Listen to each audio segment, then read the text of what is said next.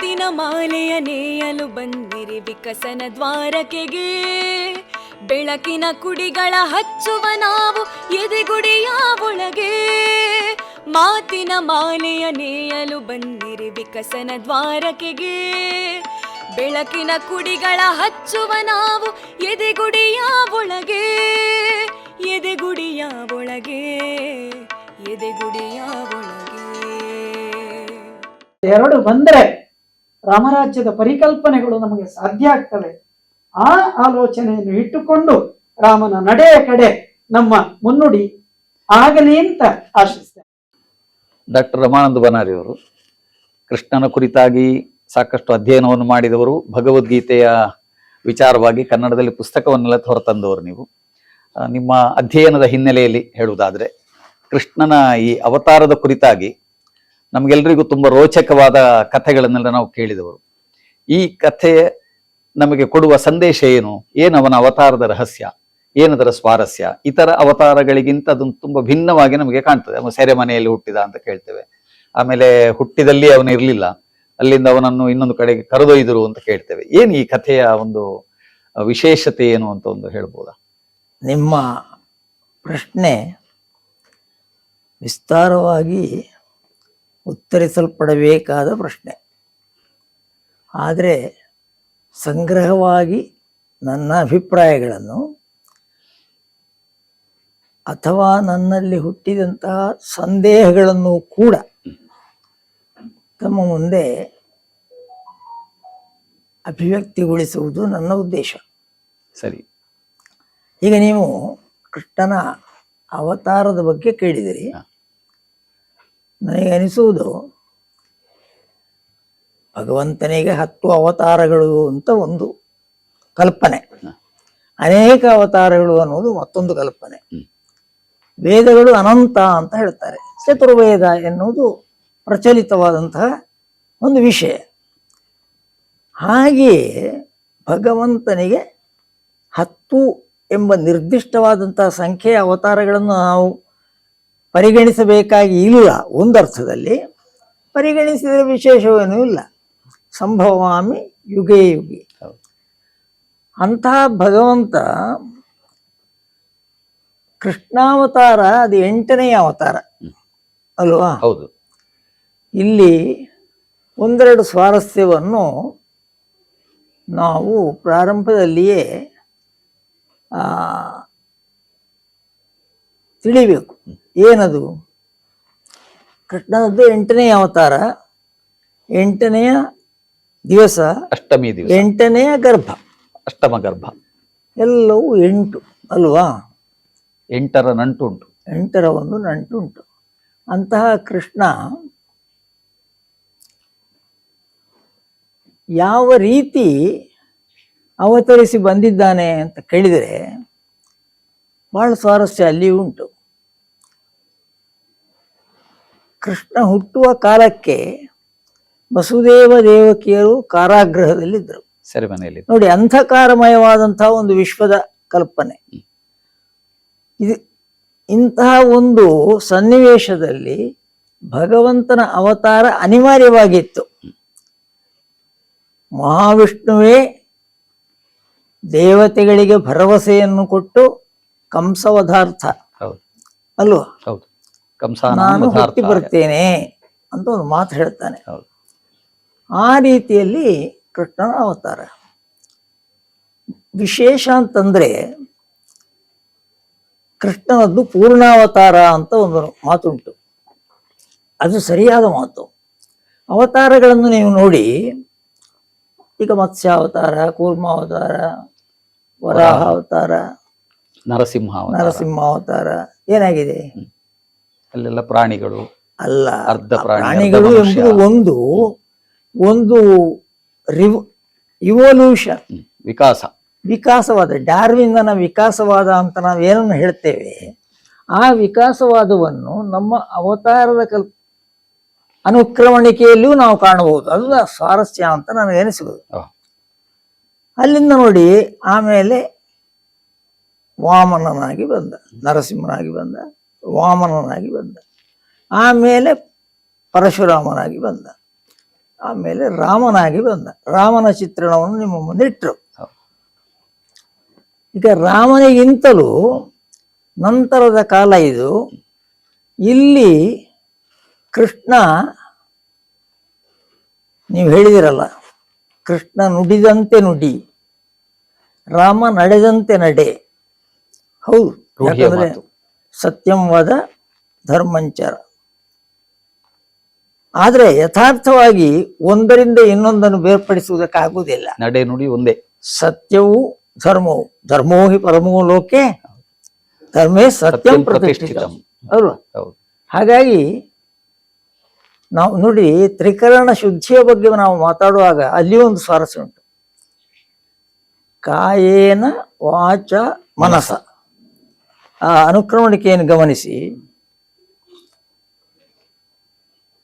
ನಿಜವಾಗಿ ನೋಡಿದರೆ ಹುಟ್ಟಬೇಕಾದದ್ದು ಮನಸ್ಸಿನಲ್ಲಿ ಋತ, ಆಮೇಲೆ ಸತ್ಯವಾಗುವುದು. ಅದು ವಾಚಿಕವಾಗಿ ಬರುವಾಗ ಸತ್ಯ, ಅದು ಕಾರ್ಯರೂಪಕ್ಕೆ, ಹೌದು, ಆಚರಣೆಗೆ ಬರುವಾಗ ಧರ್ಮ. ಹಾಗಾದ್ರೆ ಮೊದಲು ಬರಬೇಕಾಗಿತ್ತಲ್ಲ ಮನಸ್ಸು, ಅದು ಯಾಕೆ ಬರಲಿಲ್ಲ?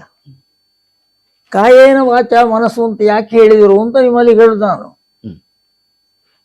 ಅಂದ್ರೆ ಆಚರಣೆಯಲ್ಲಿ ಬರಬೇಕಾದದ್ದು ಧರ್ಮ. ಆದ್ದರಿಂದಲೇ ಧರ್ಮಂಚರ ಎಂಬ ಮಾತು ನೋಡಿ, ನೀವು ಧರ್ಮವನ್ನು ಆಚರಿಸಿ, ಅದು ಒಂದು ಸಂದೇಶ.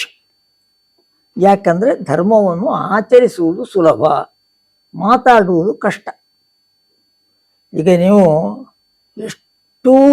ಮಾತಾಡಿದರೂ ಧರ್ಮ ಏನು ಅಂತ ಯಾರಿಗೂ ಅರ್ಥ ಆಗ್ಬೇಕೋ ಬೇಡವಾ? ಧರ್ಮ ಏನು ಎಂಬುದನ್ನು ನಾವು ಅರ್ಥ ಮಾಡಬೇಕಾದ್ರೆ ಪ್ರಾಕ್ಟಿಕಲ್ ಆಗಿ ಧರ್ಮಂಚರ ಆಚರಿಸಿ ತೋರಿಸ್ಬೇಕು. ಅಂದ್ರೆ ಕೃಷ್ಣ ಅದನ್ನು ಮಾಡ್ತಾನೆ. ಅದು ಹೌದು, ಅದು ಕೃಷ್ಣ ಒಂದು ಮಾಡ್ತಾನೆ. ಅದಕ್ಕಿಂತ ಮೊದಲು ಇಲ್ಲಿ ನಾವು ಗ್ರಹಿಸಬೇಕಾದದ್ದು, ಧರ್ಮವನ್ನು ಆಚರಿಸುವುದು ಸುಲಭ ಒಂದು, ಧರ್ಮವನ್ನು ಆಚರಿಸುವುದು ಕಷ್ಟ ಎನ್ನುವುದು ಮತ್ತೊಂದು. ಧರ್ಮದ ಬಗ್ಗೆ ಮಾತಾಡುವುದು ಸುಲಭ, ಆಚರಿಸುವುದು ಕಷ್ಟ. ಈಗ ನೀವು ಇಷ್ಟೆಲ್ಲ ಮಾತಾಡ್ತೀರಲ್ಲ, ನೀವು ಮಾಡಿ ನೋಡಿ, ಮಾಡಿ ತೋರಿಸಿ ಅಂತಂದ್ರೆ ಒಂದು ಚಾಲೆಂಜ್ ಉಂಟು. ಇದು ಧರ್ಮ ಸತ್ಯ, ಇದೆರಡನ್ನು ನಾವು ಕೃಷ್ಣಾವತಾರದಲ್ಲಿ ಈ ಎಲ್ಲದರ ಸಮನ್ವಯವನ್ನು ನಾವು ನೋಡ್ಬೋದು. ಹೇಗೆ ಕೃಷ್ಣನ, ಈಗ ನಾವು ಪೂರ್ಣಾವತಾರ ಅಂತ ಹೇಳಿದೆವು, ಥಿಯರಿ ಆಫ್ ಇವಲ್ಯೂಷನ್ ಏನು ಅಂತ ನಾವು ಪ್ರಸ್ತಾಪಿಸಿದೆವು. ಆ ರೀತಿಯಿಂದಲೂ ಅದು ಪೂರ್ಣಾವತಾರ. ಆದರೆ ವಿಷ್ಣುವಿನ ಪೂರ್ಣಾವತಾರ ಅಲ್ಲ, ಅದು ತಪ್ಪು ಗ್ರಹಿಕೆ. ವಿಷ್ಣುವಿನ ಅವತಾರದಲ್ಲಿ ಪೂರ್ಣಾವತಾರ, ವಿಷ್ಣುವೇ ಇಲ್ಲಿ ಅವತರಿಸಿ ಬರುವುದಲ್ಲ, ವಿಷ್ಣುವಿನ ಒಂದು ಅಂಶ ಅದು. ಅದರಲ್ಲಿ ಭಾಗವತದಲ್ಲಿ ಒಂದು ಕಥೆ ಬರ್ತದಲ್ಲ, ಅದರಲ್ಲಿ ಪೂರ್ಣಾವತಾರ ಅಂತ ಆಯ್ತು. ನಾರಾಯಣ ಲೋಕವನ್ನು ತೋರಿಸಿದಂತಹ ಒಂದು ಕಥೆ ಎಲ್ಲ ಉಂಟು ಅದರಲ್ಲಿ. ಅದರಲ್ಲಿ ಮೂಲ ನಾರಾಯಣನನ್ನೇ ತೋರಿಸ್ತಾನೆ ಅವನು ಅರ್ಜುನನಿಗೆ ಅಂತ. ಅಂದ್ರೆ ಮೂಲ ನಾರಾಯಣ ಅಥವಾ ಆದಿನಾರಾಯಣ ಅಲ್ಲಿಯೇ ಇದ್ದಾನೆ, ಎಲ್ಲಿ ಇರಬೇಕು ಅಲ್ಲಿದ್ದಾನೆ. ಅವನ ಒಂದು ಅಂಶ ಇಲ್ಲಿ ಅವತರಿಸಿದೆ. ಆ ಅಂಶ ಪೂರ್ಣವಾಗಿ ಅವತರಿಸಿದ್ದು ಅಂತ ನಮ್ಮ ಭಾವನೆ. ಅದಕ್ಕೆ ಕಾರಣ ಉಂಟು. ಯಾಕಂದ್ರೆ ಒಂದು ಅವತಾರದಲ್ಲಿ ಏನನ್ನೆಲ್ಲ ತೋರಿಸಬಹುದೋ ಆ ಎಲ್ಲವನ್ನೂ ಕೃಷ್ಣ ತೋರಿಸಿದ. ಒಂದು ಅವತಾರದಲ್ಲಿ, ಈಗ ಅವತಾರದ ಉದ್ದೇಶ ಏನು? ಪರಿತ್ರಾಣಾಯ ಸಾಧೂನಾಂ ವಿನಾಶಾಯ ಚ ದುಷ್ಕೃತಾಂ. ಬಹಳ ಸಿಂಪಲ್. ಇಷ್ಟನ್ನು ಒಂದು ಅವತಾರದಲ್ಲಿ ಕೃಷ್ಣ ಸಾಧಿಸಿ ಸಾಕ್ಷಾತ್ಕರಿಸಿ ತೋರಿಸಿದ, ಪ್ರಾಯೋಗಿಕವಾಗಿ, ಥಿಯರಿಟಿಕಲಿ ಅಂತ ಅಲ್ಲ. ಮಾತ್ರ ಅಲ್ಲ, ಈಗ ನುಡಿ ಎಂಬುದು ಬರೀ ಮಾತಿಗೆ ಸಂಬಂಧಿಸಿದ್ದಲ್ಲ. ಕೃಷ್ಣಾವತಾರದ ಪ್ರತ್ಯೇಕತೆಯನ್ನು ಪ್ರಸ್ತಾಪಿಸುವಾಗ ಬಹಳ ಮುಖ್ಯವಾಗಿ ನಾವು ಗುರುತಿಸಬೇಕಾದ್ದು ಒಂದು, ಈಗಾಗಲೇ ನಾನು ಹೇಳಿದೆ, ಪೂರ್ಣಾವತಾರ. ಒಂದು ಅವತಾರದ ಮೂಲಕ ಏನೆಲ್ಲ ಉದ್ದೇಶಗಳನ್ನು ಸಾಧಿಸುವುದಕ್ಕೆ ಸಾಧ್ಯ ಇದೆಯೋ ಅದೆಲ್ಲವನ್ನೂ ಸಾಧಿಸಿದಂಥ ಅವತಾರ ಕೃಷ್ಣಾವತಾರ. ಇನ್ನು ಒಂದು ಅವತಾರದಲ್ಲಿ ಒಬ್ಬ ವ್ಯಕ್ತಿಯ ಬದುಕಿನ ಬೇರೆ ಬೇರೆ ಆಯಾಮಗಳು, ಒಬ್ಬ ಮನುಷ್ಯನಿಗೆ ಯಾವ ರೀತಿ ಬಾಲ್ಯ, ಕೌಮಾರ್ಯ, ಯೌವನ, ವೃದ್ಧಾಪ್ಯ, ಜರೆ, ಮರಣ ಇತ್ಯಾದಿ ಇತ್ಯಾದಿ ಈ ಎಲ್ಲವನ್ನು ಸಮಗ್ರವಾಗಿ ಚಿತ್ರಿಸುವಂತಹ ಒಂದು ಅವತಾರ. ಯಾಕೆ ನಾನು ಇದನ್ನು ಸಮಗ್ರವಾಗಿ ಅಂತ ಹೇಳ್ತೇನೆ ಅಂತಂದರೆ, ಕೃಷ್ಣ ಹುಟ್ಟಿದ 7ನೆಯ ದಿವಸದಿಂದ ಅಲ್ಲ, ಅದು ತಪ್ಪು. ಕೃಷ್ಣ ಹುಟ್ಟಿದ ಆ ಕ್ಷಣವೇ ಅವ ಹುಟ್ಟುವುದು ಚತುರ್ಭುಜನಾಗಿ, ಮಹಾವಿಷ್ಣುವಿನ ಎಲ್ಲ ಲಾಂಛನಗಳನ್ನು ಒಳಗೊಂಡು ಕೃಷ್ಣ ಹುಟ್ಟುವುದು. ಆದರೆ ಕೆಲವೇ ನಿಮಿಷಗಳಲ್ಲಿ ಕೃಷ್ಣ ಮನುಷ್ಯನಾಗ್ತಾನೆ, ಶಿಶುವಾಗ್ತಾನೆ. ಶಿಶುವಾದಂತಹ ಕೃಷ್ಣ ವಸುದೇವನಿಗೆ ಹೇಳ್ತಾನೆ, ನೋಡಪ್ಪ, ಅಪ್ಪ ಅಂತ ಹೇಳಿದರೆ 2 ಅರ್ಥ. ನೋಡು, ಈ ಕ್ಷಣ ನನ್ನನ್ನು ನೀನು ನಂದ ಗೋಕುಲಕ್ಕೆ ಕರೆದೊಯ್ಯಬೇಕು, ಅಲ್ಲಿ ಹುಟ್ಟಿದಂತಹ ಹೆಣ್ಣು ಶಿಶುವನ್ನು ಇಲ್ಲಿಗೆ ತರಬೇಕು. ಆಗ ಆದಂಥ ಎಲ್ಲ ಪ್ರಾಕೃತಿಕವಾದಂತಹ ಒದಗುವಿಕೆ, ಯಮುನಾ ನದಿ ದಾರಿ ಬಿಟ್ಟದ್ದು, ಆಮೇಲೆ ಶೇಷ ಕೊಡೆ ಹಿಡಿದದ್ದು, ಇದೆಲ್ಲ ಎಷ್ಟು ಭಾವನಾತ್ಮಕವಾದ ಸನ್ನಿವೇಶ ಅಂದರೆ ನಿಮಗೆ ಪಕ್ಕನೆ ಅನ್ನುವುದು. ಈಗ ವಿರೋಧಿಸುವವರಿಗೆ ಇದೆಲ್ಲ ಮಾರಾಯರೆ ಉಂಟು ಅಂತ ಆದ ಕಾರಣವೂ ಅಲ್ಲಿ ಉಲ್ಲೇಖಿಸಲ್ಪಟ್ಟದ್ದು. ಇದು ವ್ಯಾಸರಿಗೆ ಏನು ಹಠ? ವ್ಯಾಸರು ಬರೆದದ್ದು ಬರೇ ಒಂದು ಕಲ್ಪನೆಯ ಕಾವ್ಯ ಅಲ್ಲ, ಇದನ್ನು ನಾವು ಗ್ರಹಿಸಬೇಕು. ಐತಿಹಾಸಿಕವಾದಂತಹ ಒಂದು ಕಾವ್ಯವನ್ನೇ ವ್ಯಾಸರು ಬರೆದದ್ದು. ಎಷ್ಟು 1 ಲಕ್ಷ ಅಲ್ವಾ? ಮಹಾಭಾರತದಲ್ಲಿ 1 ಲಕ್ಷ ಶ್ಲೋಕಗಳು. ಆದ್ದರಿಂದಲೇ ಅದು ಪಂಚಮ ವೇದ ಅಂತ ಗೌರವಿಸಲ್ಪಟ್ಟದ್ದು. ಇಲ್ಲಿ ನೋಡಿ, ಕೃಷ್ಣ ಹಾಗೊಂದು ಆದೇಶವನ್ನಿತ್ತ, ಆಮೇಲೆ ಬೇರೆ ಬೇರೆ ರೀತಿಯ ಬೆಳವಣಿಗೆಗಳು ನಡೆದು. ಹಾಗಾದ್ರೆ ಇಲ್ಲಿ ಗಮನಿಸಬೇಕಾದದ್ದು, ಹುಟ್ಟುವಾಗಲೇ ಕೃಷ್ಣ ಒಂದು ಲೀಲೆಯನ್ನು ತೋರಿಸಿದ. ಇದನ್ನು ನಾವು ಇದನ್ನು ಉದ್ದಕ್ಕೂ ಶ್ರೀಕೃಷ್ಣ ಲೀಲೆ ಅಂತ ನಾನು ಹೇಳೋದು. ಇದು ಒಂದು ಆಯಾಮ, ಒಂದು ಮುಖ, ಬಹಳ ಪ್ರಧಾನವಾದ ಮುಖ ಇದು. ಹೆಜ್ಜೆ ಹೆಜ್ಜೆಗೆ 7ನೇ ದಿವಸ ಪೂತನೆಯ ಸಂಹಾರ, ಆಮೇಲೆ ಅನೇಕ ದುಷ್ಟರ ಸಂಹಾರ, ಶಕಟನೋ ಅಸ್ಸನೋ ಯಾರೂ ಇರಬಹುದು. ಅಲ್ಲಿಂದ ಇನ್ನೊಂದು ಕಡೆಯಲ್ಲಿ ಶೇಷಾವತಾರಿಯಾಗಿ ಬಲರಾಮ, ರಾಮಾಯಣದಲ್ಲಿ ಶೇಷಾವತಾರಿ ತಮ್ಮ ಬರ್ತಾನೆ, ಇಲ್ಲಿ ಅಣ್ಣ ಮೊದಲು ಹುಟ್ಟಿದ. ಅಲ್ಲಿ ಒಂದು ಪವಾಡ ಅಂತ ನಾನು ಹೇಳೋದಿಲ್ಲ, ಇದನ್ನೇ ನಾನು ಹೇಳೋದು. ಶ್ರೀಕೃಷ್ಣ ಕಥಾಭಾಗದಲ್ಲಿ, ಕಥೆ ಬಿಡಿ, ಅವತಾರದಲ್ಲಿಯೇ ಇರುವುದು ಬಹಳ ಪ್ರಧಾನವಾದ ಅಂಗ. ಇದನ್ನು ಗ್ರಹಿಸದೆ ಕೃಷ್ಣಾವತಾರದ ಅಧ್ಯಯನವನ್ನು ಮಾಡುವುದಕ್ಕಾಗುವುದಿಲ್ಲ, ಅದರ ಸ್ವಾರಸ್ಯವನ್ನು ಸವಿಯುವುದಕ್ಕಾಗುವುದಿಲ್ಲ. ನಾವು ಸನ್ಮಾನ್ಯ ಅವಿನಾಶರಲ್ಲಿ ರಾಮಾವತಾರದಲ್ಲಿ ಇಂಥದ್ದೇ ಒಂದು ಪುತ್ರ ಕಾಮೇಷ್ಟಿ, ಆಮೇಲೆ ದೇವನಿರ್ಮಿತವಾದ ಪಾಯಸ ಇತ್ಯಾದಿ ಒಂದು ರೋಚಕವಾದ ಭಾಗ ಇದೆ. ಆ ಕುರಿತಾಗಿ ಒಂದಿಷ್ಟು ಅವರ ಅವತಾರದ ಆ ಇಳಿದು ಬರುವಿಕೆಯ ಸಂಭ್ರಮವನ್ನೊಂದು ವಿವರಿಸಬಹುದಾ? ಈಗಾಗಲೇ ಹೇಳಿದ ಹಾಗೆ ರಾಮಾಯಣ ರಾಮನ ನಡೆ, ನಾವು ಚರ್ಚೆಯಲ್ಲಿ ವಿಷಯ ಬಂದದ್ದೇ ರಾಮನ ನಡೆ, ಕೃಷ್ಣನ ನುಡಿ ಅಂತ. ನಡೆ, ನಡತೆ, ಅಯನ, ಗತಿ, ಅಲ್ಲಿ ಒಂದು ಸ್ವಾರಸ್ಯ ಏನು ಕಾಣುತ್ತದೆ ಅಂದರೆ, ಬಹುಶಃ ನಾವು ಈಗ ಈ ಹಂತದಲ್ಲಿ ಆಲೋಚನೆ ಮಾಡುವಾಗ ಇಡೀ ಭಾರತದ ಜನಮಾನಸವನ್ನು ಆವರಿಸಿರುವಂತಹ ಮತ್ತು ಯಾವುದನ್ನು ತೆಗೆದರೆ ಭಾರತ ಸಾಂಸ್ಕೃತಿಕವಾಗಿಯೂ ಆಧ್ಯಾತ್ಮಿಕವಾಗಿಯೂ ಶೂನ್ಯವೆನಿಸ್ತದೋ ಅಂತಹ ಒಂದು ರಾಮಾಯಣ ಮಹಾನದಿ, ಅದು ರಾಮಸಾಗರಗಾಮಿನಿ. ಅದರ ಸೃಷ್ಟಿಗೆ ಒಂದು ಜಗತ್ತು ಕಾಯ್ದುಕೊಂಡಿತ್ತು. ಒಂದು ಪದ ಟಂಕಿಸಿದ್ದಾರೆ, ರಾಮರಾಜ್ಯ ಅಂತ. ಅದೊಂದು ಸುಖೀ ರಾಜ್ಯ. ಅದು ಆ ಸುಖೀ ರಾಜ್ಯದ ಬಯಕೆ ಅದು ರಾಮನ ಕಾಲದಿಂದಲೂ ಇತ್ತು. ಇಲ್ಲಿಯವರೆಗೂ ಜನರ ಸ್ಮರಣೆಯಲ್ಲಿ, ಜನರ ಮನಸ್ಸಿನಲ್ಲಿ, ಜನರ ಬಯಕೆಯಲ್ಲಿ ಯಾವತ್ತೂ ಇದೆ, ಅದನ್ನು ಬಯಸುವುದು. ರಾಮರಾಜ್ಯ ಬರಬೇಕು. ಆ ರಾಮರಾಜ್ಯದ ಒಂದು ಬಯಕೆ, ಆ ಸುಖಿ ರಾಜ್ಯದ ಕಲ್ಪನೆ ಅದು ಸಾಕಾರವಾಗಬೇಕಾಗಿದ್ದರೆ ಆ ಕಾಲ ಅದನ್ನು ಕಾದುಕೊಂಡಿತ್ತು. ಒಟ್ಟು ರಾಮ ಒಂದು ವ್ಯಕ್ತಿತ್ವ, ರಾಮನ ನಡೆ ರಾಮಾಯಣದಲ್ಲಿ ಬರ್ತದೆ. ಸೀತಾಯ ಚರಿತ ಮಹತ್, ಅದಕ್ಕೆ ಸೀತೆಯ ಚರಿತ ಅಂದ್ರೂ ಕೂಡ ನಡೆಯೇ, ಚರಿತೆ ಪೌಲಸ್ಯ ವಧವು ಹೌದದು. ಆದರೆ ಅದಕ್ಕೆ ಅಷ್ಟು ಮಹತ್ವಕ್ಕಿಂತ ರಾಮನ ಸೀತೆಯ ಇಬ್ಬರ ನಡೆ ಅದಕ್ಕೆ ಜಗತ್ತು ಕಾದುಕೊಂಡಿತ್ತು, ಒಂದು ಮೌಲ್ಯವನ್ನು ಬಯಸ್ತಾ ಇತ್ತು ಅಂತ ಕಾಣುತ್ತದೆ. ಆ ಬಯಕೆಯ ಪ್ರತೀಕ್ಷೆ ಅದು ಪಕ್ವಗೊಂಡದ್ದು ಒಂದು ಬಹಳ ಚೆನ್ನಾಗಿದೆ ಅದು ಅಂತೇಳಿ. ವಾಸ್ತವವಾಗಿ ರಘುವಂಶವೇ ಬಹಳ ಮಹಾತ್ಮರ ಒಂದು ವಂಶ ಅದು. ಮಹಾರಥಿಗಳು, ಮಹತ್ ಸಾಧನೆಯನ್ನು ಮಾಡಿದವರೆಲ್ಲರೂ ಪ್ರಜಾನುರಾಗಿಗಳು ಬಂದು ಹೋಗಿದ್ರು.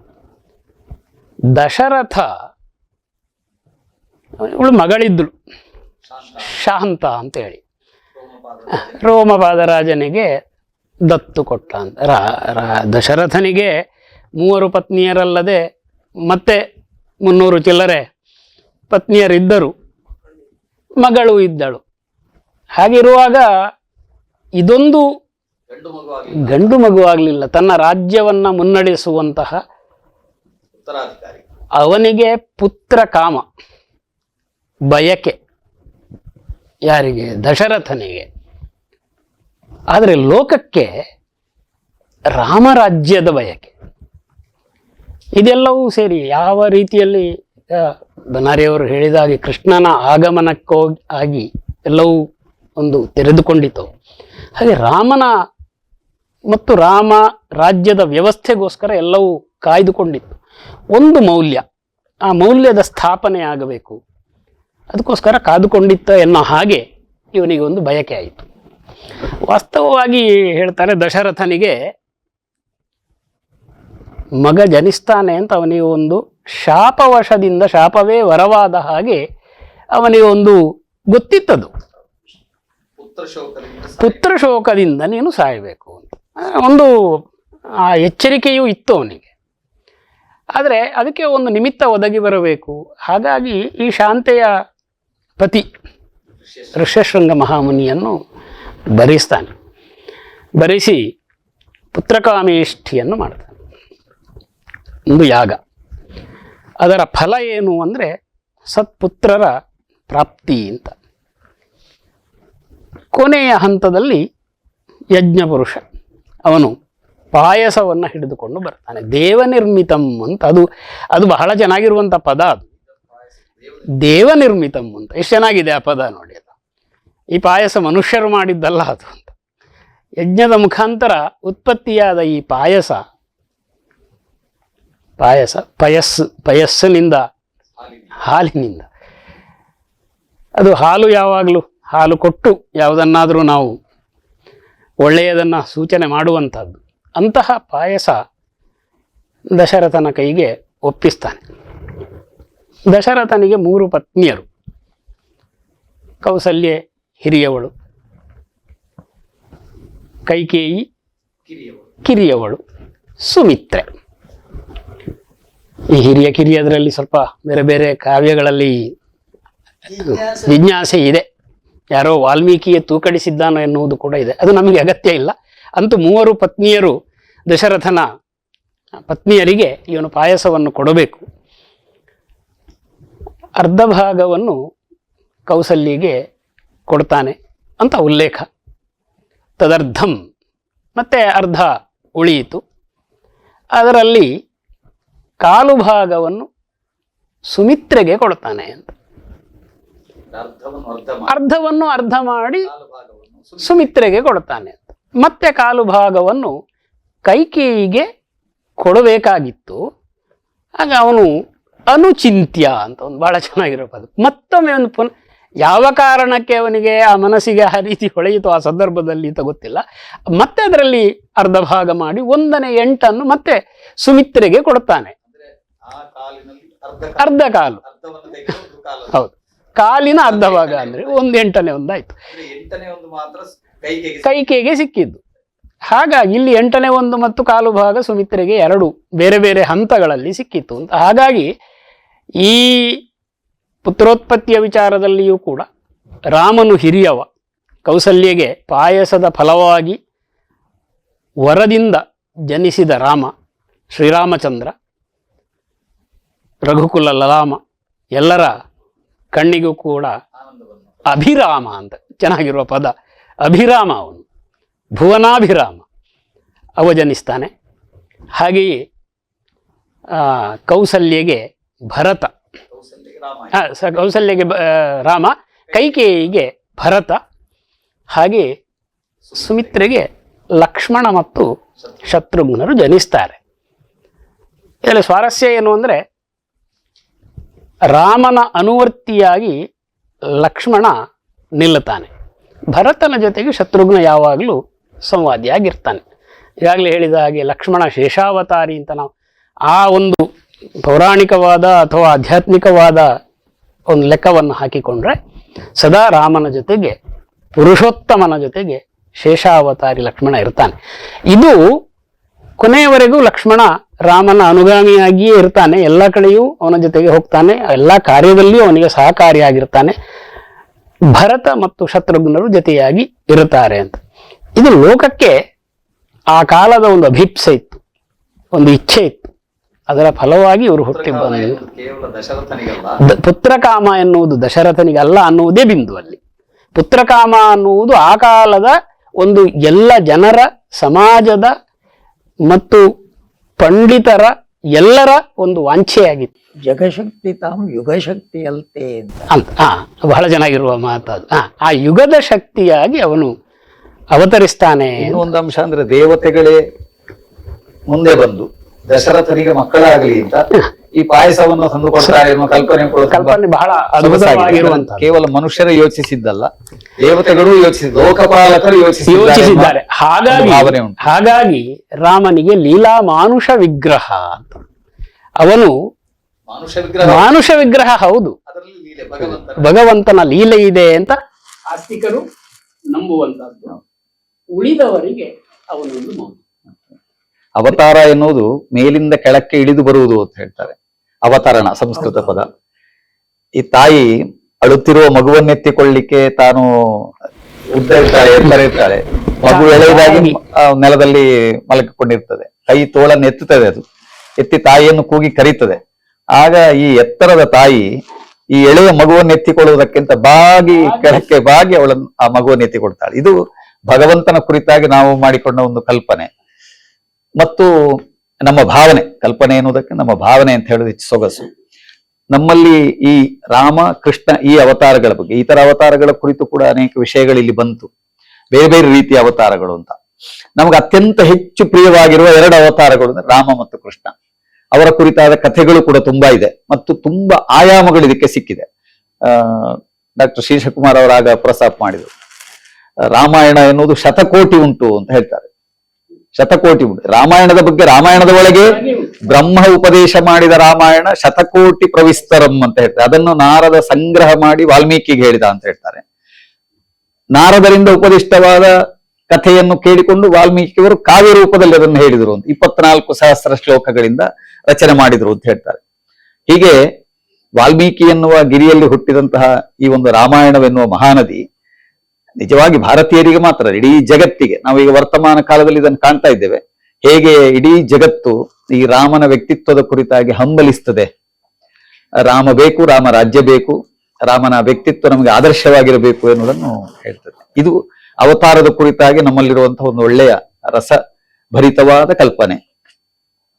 ಇದು ಒಂದು ಪೀಠಿಕೆ ಆಯ್ತು, ನಮಗೆ ರಾಮ ಮತ್ತು ಕೃಷ್ಣ ಯಾಕೆ ಹತ್ತಿರ ಎನ್ನುವುದರ ಕುರಿತಾದ ಪೀಠಿಕೆ ಆಯ್ತು. ನಾವೊಂದು ಸ್ವಲ್ಪ ಆ ಕಥಾನಕದ ಒಳಗೆ ಹೋಗಿ ಇನ್ನೂ ಒಂದಷ್ಟು ವಿಷಯಗಳನ್ನು, ಈ ಕಥೆಯ ಒಳಗಿರುವ ಸ್ವಾರಸ್ಯಗಳನ್ನು ಒಂದಿಷ್ಟು ನಮ್ಮ ಶ್ರೋತೃಗಳಿಗೆ, ನಮ್ಮ ವೀಕ್ಷಕರಿಗೆ ಅದನ್ನು ತಿಳಿಸುವ ಪ್ರಯತ್ನವನ್ನು ಮಾಡುವ. ರಾಮನ ಕುರಿತಾಗಿ ಅವನು ಹುಟ್ಟಿ ಕೆಲವೇ ವರ್ಷಗಳಲ್ಲಿ, ಅವನಿಗೆ ಪೌಗಂಡ ವಯ ಬರುವಾಗ, ಅಂದ್ರೆ 13ರ ಹದಿಹರೆಯ ಬರುವ ಹೊತ್ತಿನಲ್ಲಿ ವಿಶ್ವಾಮಿತ್ರರು ದಶರಥನ ಆಸ್ಥಾನಕ್ಕೆ ಬರ್ತಾರೆ. ಅಲ್ಲೊಂದು ವಿಶಿಷ್ಟವಾದ ಘಟನೆ ಉಂಟು. ಈ ಯಜ್ಞ ರಕ್ಷಣೆಯ ನಿಮಿತ್ತವಾಗಿ ದಶ ರಾತ್ರಿ ಅಥವಾ ದಶ ದಿನ ಅಂತ ಇಟ್ಟುಕೊಳ್ಳುವ 10 ದಿನದ ಒಂದು ಅವಧಿಗೆ ವಿಶ್ವಾಮಿತ್ರರು ರಾಮನನ್ನು ಕಳಿಸಿಕೊಡ್ಬೇಕು ಅಂತ ಕೇಳ್ತಾರೆ ದಶರಥನಲ್ಲಿ. ದಶರಥ ತುಂಬಾ ಕಷ್ಟಪಟ್ಟು, ಅಂದ್ರೆ ಮಗನನ್ನು ಬಿಟ್ಟಿರಲಾರದ ಒಂದು ಮೋಹ, ಹಾಗಾಗಿ ಎಳೆಯ ಮಗನನ್ನು ಕೊಟ್ಟರೆ ಹೇಗಾಗ್ತದೆ ಅಂದ್ರೆ ಬಾಳೆಯ ಕಂದು, ಅಂದ್ರೆ ಎಳೆ ಬಾಳೆ ಕಂದು ಅಂತ ಹೇಳ್ತಾರೆ, ಬಾಳೆ ಕುರ್ಲೆ ಅಂತ ತುಳುವಿನಲ್ಲಿ ಹೇಳ್ತಾರೆ, ಅವುಗಳನ್ನು ಬಳಸಿಕೊಂಡು ಸಿಡಿಲನ್ನು ತಡೆಯುವುದಕ್ಕಾಗ್ತದವ ಅಂತ ಕೇಳಿ ಇಂಥ ಎಳೆಯ ಮಗುವಿನಿಂದ ನಾನೇ ಸೈನ್ಯ ತೆಕ್ಕೊಂಡು ಬರ್ತೇನೆ ಎಂದನಂತೆ ದಶರಥ. ಆದ್ರೆ ವಿಶ್ವಾಮಿತ್ರ ಹೇಳ್ತಾರೆ, ನೀನಲ್ಲ ಈ ಕೆಲಸ ಮಾಡ್ಬೇಕಾದದ್ದು ರಾಮ ಅಂತ. ನೀನು ಕಳಿಸಿಕೊಡುದಾದ್ರೆ ಕಳಿಸಿಕೊಡು, ಇಲ್ಲ ಮಾತ್ರ ಅಡ್ಡಿಲ್ಲ, ನಾನು ಬೇರೆ ದಾರಿ ನೋಡ್ತೇನೆ ಅಂದ್ರೆ. ಆಗ ವಸಿಷ್ಠರು ಒಂದು ಆಪ್ತವಾಕ್ಯವನ್ನು ಹೇಳ್ತಾರೆ ದಶರಥನಿಗೆ, ರಾಮ ಯಾರು ಅಂತ ನನಗೆ ಗೊತ್ತುಂಟು, ರಾಮ ಯಾರು ಅಂತ ವಿಶ್ವಾಮಿತ್ರನಿಗೆ ಗೊತ್ತುಂಟು ಅಂತ. ಅಂದ್ರೆ ಅರ್ಥ ನಿನಗೆ ಗೊತ್ತಿಲ್ಲ ಅಂತ ದಶರಥನಲ್ಲಿ ಹೇಳ್ತಾರೆ. ಒಂದು ಸ್ವಾರಸ್ಯಕರವಾದ ಮಾತದು. ನಾನು ತಿಳಿದಿದ್ದೇನೆ, ಅವನಿಗೆ ಗೊತ್ತುಂಟು ವಿಷಯ. ಹಾಗಾಗಿ ರಾಮ ಏನು ಅಂತ ತಿಳಿದಿರುವ ಅವನ ಕೈಯಲ್ಲಿ ನೀನು ರಾಮನನ್ನು ಕೊಡು, ಇದರಿಂದ ರಾಮನಿಗೆ ಉಪಯೋಗ ಆಗ್ತದೆ ಅಂತ, ರಾಮನಿಗೆ ಮುಂದಕ್ಕೆ ಒಳ್ಳೇದಾಗ್ತದೆ. ಇದನ್ನು ಹಿರಿಯರಾದ ದೇರಾಜಿಯವರು ರಾಮರಾಜ್ಯದ ಪೂರ್ವರಂಗ ಅಂತ ಒಂದು ಶಬ್ದವನ್ನು ಟಂಕಿಸಿ, ಇದು ವಿಶ್ವಾಮಿತ್ರರ ಕೈಯಲ್ಲಿ ಇವನನ್ನು ಕೊಟ್ಟದ್ದು ತುಂಬಾ ಒಳ್ಳೆದಾಯಿತು ಎನ್ನುವ ಒಂದು ಅಭಿಪ್ರಾಯವನ್ನು ವ್ಯಕ್ತಪಡಿಸ್ತಾರೆ. ಈ ಹಿನ್ನೆಲೆಯಲ್ಲಿ ನಾವು ಒಂದೆರಡು ವಿಷಯಗಳನ್ನು ಇಲ್ಲಿ ಮಾತಾಡಿಕೊಳ್ಳುವ. ಯಜ್ಞ ರಕ್ಷಣೆಯ ಒಂದು ನಿಮಿತ್ತದ ಒಂದು 10 ದಿನದ ಅವಧಿ ಎನ್ನುವುದು ಸೀತಾ ಕಲ್ಯಾಣದವರೆಗೆ ಹೋಗ್ತದೆ. ಅಲ್ಲಿ ರಾಮನಿಗೆ ದಿವ್ಯವಾದ ಅಸ್ತ್ರೋಪದೇಶಗಳೆಲ್ಲ ಆಗ್ತದೆ, ದಿವ್ಯವಾದ ವಿದ್ಯೆಗಳ ಉಪದೇಶ ಆಗ್ತದೆ. ಇದರ ಕುರಿತಾಗಿ ಒಂದು ಹೇಳ್ಬೋದಾ ಡಾಕ್ಟರ್ ಶ್ರೀಶಕುಮಾರ್ ಅವರು? ಯಾವಾಗ ಸ್ವತಃ ವಸಿಷ್ಠರೇ ರಾಮನನ್ನು ವಿಶ್ವಾಮಿತ್ರನ ಹತ್ರ ಕಳಿಸಿ ಕೊಡಬಹುದು ಅಂತ ಹೇಳುವ ಆಲೋಚನೆಯನ್ನು ದಶರಥನಿಗೆ ಹೇಳ್ತಾರೋ, ಅಲ್ಲಿಂದ ರಾಮನ ನಿಜಾರ್ಥದ ಅಧ್ಯಯನ ಪ್ರಾರಂಭ ಆಗ್ತದೆ. ಅಲ್ಲಿವರೆಗೆ ವಸಿಷ್ಠರು ಆತನಿಗೆ ಬೇಕಾದಂತ ವಿದ್ಯೆಗಳನ್ನೆಲ್ಲ ಕೊಟ್ಟಿದ್ದಾರೆ, ವಾಮದೇವಾದಿಗಳು ಇದ್ರು, ಅದು ಸಮಸ್ಯೆ, ಪ್ರಾಥಮಿಕ ವಿದ್ಯಾಭ್ಯಾಸ ಆಗಿದೆ ಅಷ್ಟೇ. ಅದರ ಆಲೋಚನೆ ಎಲ್ಲ ಅಸ್ತ್ರ ಶಸ್ತ್ರಗಳೆಲ್ಲ ಅದು ಪ್ರಯೋಗ ಆಗಬೇಕಾದಂತ ಸನ್ನಿವೇಶ ಅದು ರಾಮರಾವಣ ಯುದ್ಧ. ಆ ರಾಮರಾವಣ ಯುದ್ಧಕ್ಕೆ ಬೇಕಾದಂತ ಸಿದ್ಧತೆ ಏನಿದೆ ಅದನ್ನೊಂದು ನಿಮಿತ್ತವಾಗಿ ಇಟ್ಟುಕೊಂಡು ತಾಟಕ ಸಂಹಾರಾದಿಗಳು ನಮಗೆ ಸಿಗುವಂತ. ತಾಟಕ ಸಂಹಾರದ ಕಾಲದಿಂದ ಹಿಡಿದು ಅಥವಾ ವಿಶ್ವಾಮಿತ್ರರು ಮಕ್ಕಳನ್ನು ಸರಯೂ ನದಿ ದಾಟಿಸಿ ಕೊನೆಗೆ ಸರಯೂ ಗಂಗೆ ಸೇರುವ ಸಂಗಮ ಸ್ಥಾನದಲ್ಲಿ ರಾಮನನ್ನು ಎಬ್ಬಿಸಿ ಅವನಿಗೆ ಬೇಕಾದಂತ ಆಯುಧಗಳನ್ನೆಲ್ಲ ಕೊಡುವಂತಹ ಸನ್ನಿವೇಶಗಳೇನಿವೆ, ಆ ಸನ್ನಿವೇಶಗಳು ಬಹಳ ಮಹತ್ವಪೂರ್ಣವಾದಂತಹ ಸನ್ನಿವೇಶಗಳು. ಶಕ್ತಿಗೆ ಕೆಲವು ಆಯುಧಗಳನ್ನು ಕೊಟ್ರೆ ಜೃಂಬಕಾಸ್ತ್ರ ಅಂತ ಹೇಳುವಂತ ಬಹಳ ಅದ್ಭುತವಾದಂತ ಒಂದು ಆಯುಧವನ್ನು ರಾಮನಿಗೆ ಕರುಣಿಸ್ತಾನೆ ವಿಶ್ವಾಮಿತ್ರ. ಆಯುಧ ಪುಂಜ, ಅದು 50 ಜನ ಇದ್ರು ಅಂತ. ಹೌದು, ಆ ಜೃಂಬಕಾಸ್ತ್ರದ ತುಂಬಾ ಚಂದದ ಆಲೋಚನೆ. ನನಗನಿಸ್ತದೆ ಒಂದು ಶಾಂತಿಯುತವಾದಂತ ಯುದ್ಧ ಮಾಡ್ಲಿಕ್ಕೆ ಸಾಧ್ಯ ಇದ್ರೆ ಅದು ಜೃಂಬಕಾಸ್ತ್ರದ ಮೂಲಕ ಮಾತ್ರ ಸಾಧ್ಯ ಅಂತ. ಒಬ್ಬ ಶತ್ರುವನ್ನು ಆ ಮಂತ್ರಾಲೋಚನೆಯ ಮೂಲಕ ಪ್ರಯೋಗ ಮಾಡಿ ಅವನನ್ನು ಆಕಳಿಸ್ತಾ ಕೆಳಗೆ ಬೀಳಿಸುವ ಶಕ್ತಿ ಅದು ಜೃಂಬಕಾಸ್ತ್ರದ ಶಕ್ತಿ. ಅದೇ ಅಸ್ತ್ರವನ್ನು ಶ್ರೀರಾಮಚಂದ್ರ ಕೊನೆಗೆ ಸೀತಾ ಗರ್ಭಿಣಿಯಾಗಿದ್ದಂತಹ ಕಾಲಕ್ಕೆ ಕುಶಲವರಿಗೆ ಕೊಟ್ಟು ಗರ್ಭಸ್ಥ ಶಿಶುಗಳಿಗೆ ಸಿಕ್ಕಿತು. ಆಮೇಲೆ ಶ್ರೀರಾಮಾಶ್ವಮೇಧದ ಕಾಲದಲ್ಲಿ ಅದೇ ಕುಶಲವರು ಈ ರಾಮನ ಸೈನ್ಯದ ಮೇಲೆ ಅಸ್ತ್ರವನ್ನು ಪ್ರಯೋಗ ಮಾಡಿದ್ರು ಅಂತ ಹೇಳುವಂತ ಕಾರಣದಿಂದ ಕುಶಲವರು ರಾಮನ ಮಕ್ಕಳು ಅಂತ ಒಂದು ವಿವರಗಳನ್ನೆಲ್ಲ ಭೌಭೂತಿ ಅಂತ ಕವಿಗಳು ಅದನ್ನು ತುಂಬಾ ಚಂದ ಪ್ರತಿಪಾದನೆ ಮಾಡ್ತಾರೆ. ಇಲ್ಲ, ವಾಲ್ಮೀಕಿ ರಾಮಾಯಣದಲ್ಲ, ಅಲ್ಲ, ಅದನ್ನು ನಾನು ಭೌಭೂತಿ ಅಂತ ಉಲ್ಲೇಖ ಮಾಡಿ.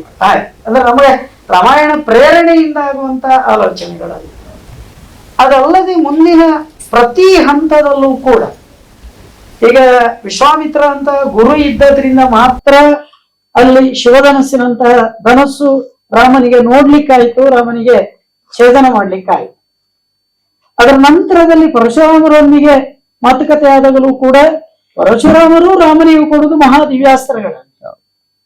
ಈ ಎಲ್ಲ ಪರಂಪರೆಗಳು ರಾಮನ ಅಸ್ತ್ರ ಸಂಪಾದನೆ ಶಸ್ತ್ರ ಸಂಪಾದನೆಗೆ ಕಾರಣ ಆಗ್ತಾ ಮುಂದೆ ರಾವಣಸ್ಯ ಪದಾರ್ಥಾಯ ಅಂತ ಹೇಳುವ ಏನು ಬಹಳ ಮುಖ್ಯವಾದ ಮಾತೇನಿದೆ ಅಲ್ಲಿಯವರೆಗೆ ಈ ಅಸ್ತ್ರಗಳ ಸಂಪಾದನೆಯೇ ಒಂದು ದೊಡ್ಡ ವಿದ್ಯೆ ಅಥವಾ ಅದೇ ಒಂದು ಉದ್ದೇಶ. ನಮ್ಮ ಇವತ್ತಿನ ಆಲೋಚನೆಗಳಲ್ಲಿ ರಾಮನ ಆ ವಿದ್ಯಾಭ್ಯಾಸದ ಏನು ಫಲ ಇದೆ ಅದು ಇವತ್ತು ನಮ್ಮ ಮಕ್ಕಳ ಆಲೋಚನೆಗಳಲ್ಲಿ ಅದು ಬರಬೇಕು. ವಿದ್ಯೆಯ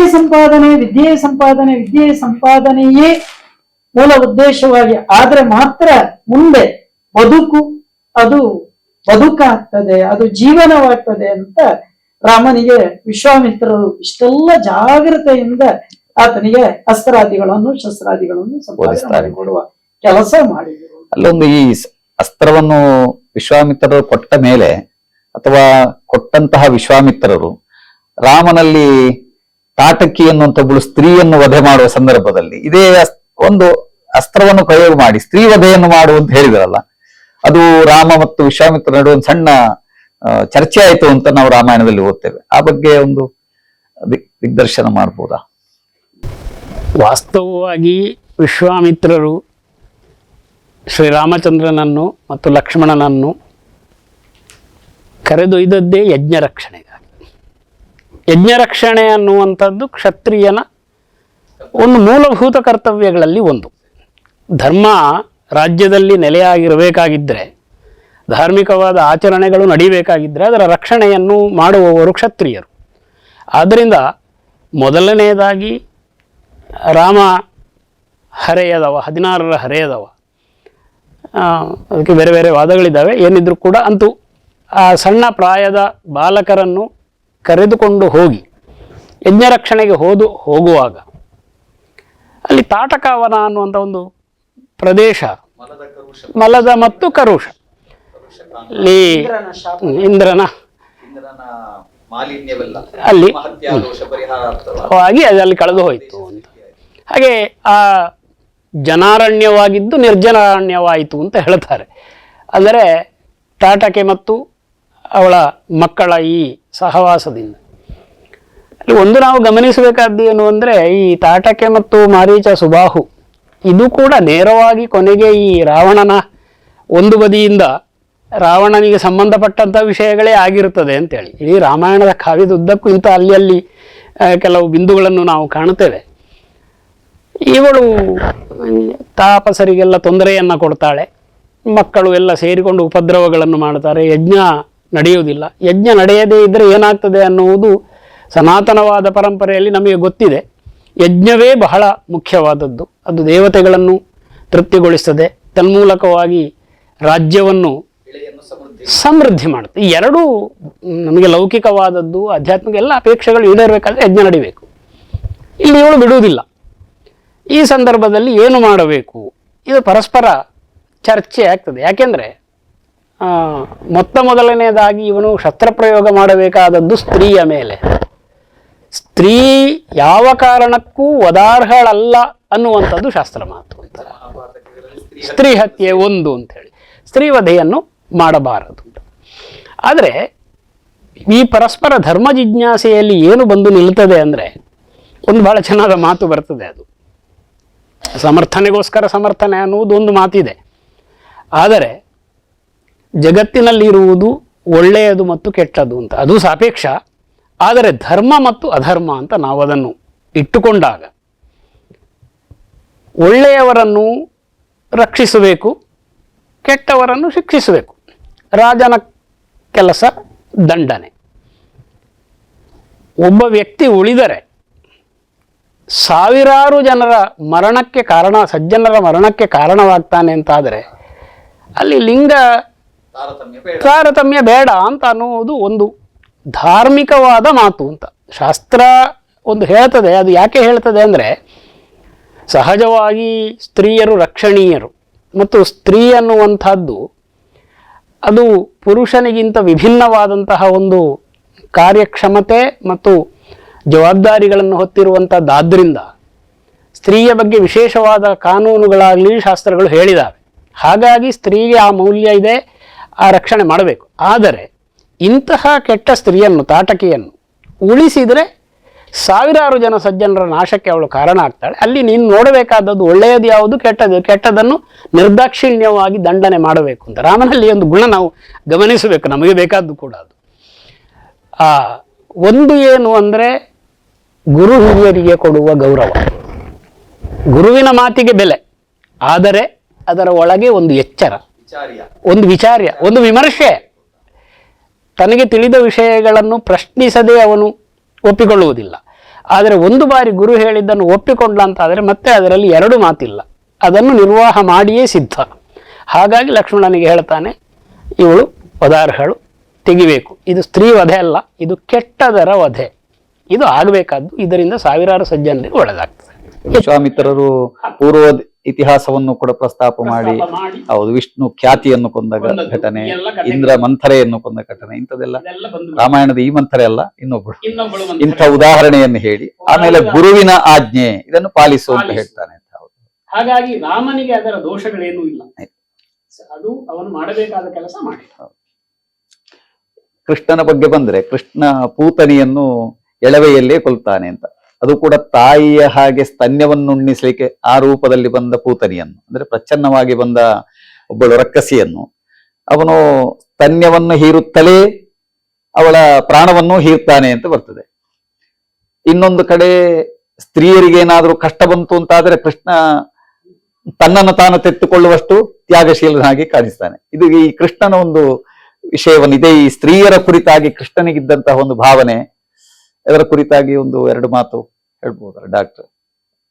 ನಾನು ಆಗ ಹೇಳಿದ್ದೇನೆ, ಶ್ರೀಕೃಷ್ಣನದ್ದು ಪೂರ್ಣಾವತಾರ ಯಾಕೆ ಎಂಬುದನ್ನು ಹೇಳುತ್ತಾ, ಅವನ ವ್ಯಕ್ತಿತ್ವಕ್ಕೆ ಎರಡು ಪ್ರಮುಖವಾದ ಆಯಾಮಗಳು. ಒಂದು ಆಧ್ಯಾತ್ಮಿಕವಾದದ್ದು ಅಥವಾ ದೈವಿಕವಾದದ್ದು ಅಥವಾ ಪಾರಲೌಕಿಕವಾದದ್ದು. ಅಂದ್ರೆ ಕೃಷ್ಣನನ್ನು ದೇವರು ಅಂತ ಭಾವಿಸುವುದು. ಇನ್ನೊಂದು ತೀರ ಲೌಕಿಕವಾದ್ದು, ವ್ಯಾವಹಾರಿಕವಾದದ್ದು, ಸಾಂಸಾರಿಕವಾದದ್ದು, ಜನರ ನಿತ್ಯದ ಬದುಕಿಗೆ ಸಂಬಂಧಿಸಿದಂತಹ ಒಂದು ವ್ಯಕ್ತಿತ್ವ.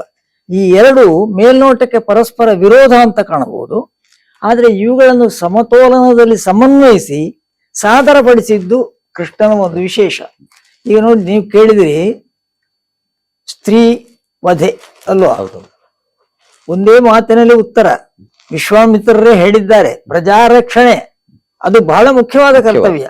ಈ ಧರ್ಮ ನಿರ್ಣಯ ಎನ್ನುವುದು ಯಾವುದೋ ಒಂದು ವಾಕ್ಯದಿಂದ, ಒಂದು ಶಬ್ದದಿಂದ ಆಗುವಂತಹದ್ದಲ್ಲ.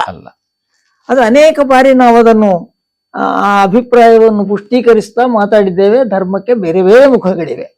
ಹಾಗಾಗಿ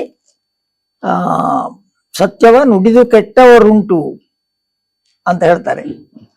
ಹಾಗಾಗಿ ಸ್ತ್ರೀವಧೆ ಅಥವಾ ಲಿಂಗ ತಾರತಮ್ಯ, ಇವತ್ತಿನ ಭಾಷೆಯಲ್ಲಿ ಹೇಳುವುದಾದರೆ ಶಿಕ್ಷೆಯನ್ನು ಕೊಡುವಲ್ಲಿ ಇರಬಾರ್ದು, ಶಿಕ್ಷಣವನ್ನು ಕೊಡುವಲ್ಲಿ ಇರಬಾರ್ದು. ಅಂತೂ ಅಲ್ಲಿ ನಾವು ಗ್ರಹಿಸಬೇಕಾದದ್ದು ಅವಳ ದೌಷ್ಟ್ಯದ ನಿಗ್ರಹ. ಅದೇ ರೀತಿ ಪೂತನೆ. ಇಲ್ಲಿ ಇದು ಇನ್ನೂ ಸ್ವಾರಸ್ಯ. ಯಾಕಂದ್ರೆ ನೀವು ಹೇಳಿದಾಗೆ ಕೃಷ್ಣ ಹಾಲುಣ್ಣುವ ಹಸುಳೆಯಾಗಿದ್ದ ಕಾಲಕ್ಕೆ ವಿಷವನ್ನು ಉಳಿಸೋಕೆ ಬಂದದ್ದು. ಇದು ಎಲ್ಲ ಪಾತಕಕ್ಕಿಂತ ಹೆಚ್ಚಿದ್ದು. ಪಂಚಮಹಾಪಾತಕ ಅಲ್ಲ ಇದು, ಇದು ಮತ್ತೆ ಬೇರೆ ಒಂದು, ಇದಕ್ಕೆ ಒಂದು ಕ್ಯಾಟಗರಿ ಬೇರೆ ಮಾಡಬೇಕು. ಅವಳು ತಾಯಿ ಆಗುವುದಕ್ಕಿಂತ ಆತ ತಾಯಿ ಆದದ್ದೇ ಹೆಚ್ಚು ಅಲ್ವಾ, ವಿಷ ಉಣ್ಣಿಸಿ. ಹಾಗಾಗಿ ಆ ಪ್ರಶ್ನೆ ಬರುವುದಿಲ್ಲ ನನ್ನ ಅಭಿಪ್ರಾಯದಲ್ಲಿ. ಮತ್ತು ಆ ಕೃಷ್ಣನ ಲೀಲೆ ಅಂತ ನಾನು ಹೇಳಿದೆ ಅಲ್ಲ, ಆ ಮುಖವನ್ನು ಗ್ರಹಿಸಿದ್ರೆ ಅಲ್ಲಿಯೂ ಇದು ಸಂಗತವೇ. ಪೂತನಿ ಸಂಹಾರ ಯಾವ ದೃಷ್ಟಿ ಅಂದರೂ ಅದನ್ನು ಒಪ್ಪಬೇಕು. ಆಮೇಲೆ ಇದು ಒಂದು ಮುಖ.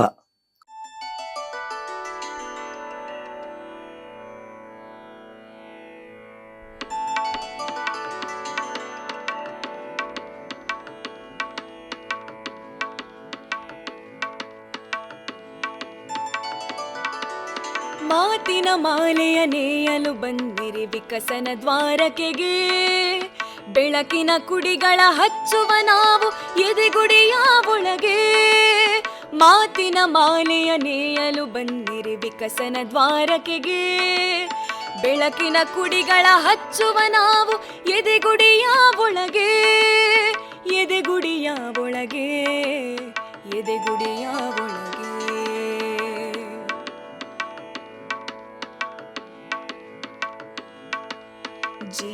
ಒಂದು ನಾಗಾಲೋಟ ತಣಿವಿರದಚ್ಚರಿಯೂ ಸಾವರಿಸುತ್ತಲೇ ಪಡೀರಿ ಇಲ್ಲಿ ನಿಚ್ಚಳ ಒಳನೋಟ. ರೆಕ್ಕೆಯ ನಂಬಿ ಹಾರುವ ಹಕ್ಕಿಗೆ ಕಾವಿನ ಸಂಯಮವು ಪುಕ್ಕವ ಬಿಡಿಸಿ ಹಾರುವವರೆಗೆ ಕಾಯುವ ಕಾಯಕವು. ಮಾತಿನ ಮಾಲೆಯ ನೇಯಲು ಬಂದಿರಿ ವಿಕಸನ ದ್ವಾರಕೆಗೆ, ಬೆಳಕಿನ ಕುಡಿಗಳ ಹಚ್ಚುವ ನಾವು ಎದೆಗುಡಿಯ ಒಳಗೆ, ಎದೆಗುಡಿಯ ಒಳಗೆ, ಎದೆಗುಡಿಯ ಒಳಗೆ.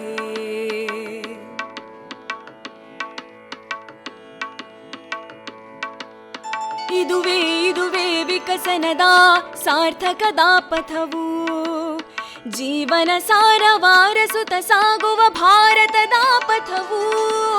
ಜಯ ಭಾರತ ಮಾತಾ, ಜಯ ಭಾರತ ಮಾತಾ, ಜಯ ಹೇ ಜಯ ಹೇ ಜಯ ಹೇ ಜಯ ಹೇ ಜಯ ಭಾರತ ಮಾತಾ, ಜಯ ಹೇ ಜಯ ಹೇ ಜಯ ಹೇ ಜಯ ಹೇ ಜಯ ಭಾರತ ಮಾತಾ, ಜಯ ಹೇ ಜಯ ಹೇ ಜಯ ಹೇ ಜಯ ಹೇ ಜಯ ಭಾರತ ಮಾತಾ.